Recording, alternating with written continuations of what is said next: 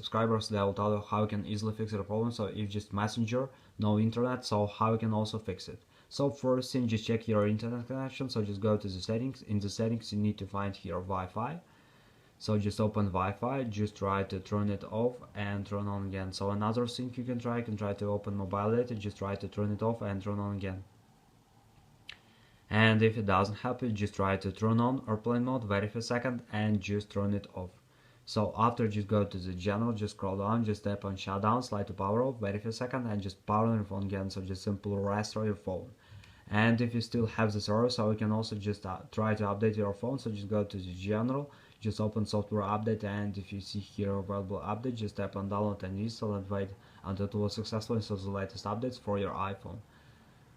And the latest option you can try to update your messenger. So just go to App Store, just go to search tab, in search tab just write here messenger. And if you see here not open but update, just tap on update and wait until it will successfully install the latest updates for your iPhone. So thanks for watching, have a nice day, subscribe to my channel if you like, and goodbye.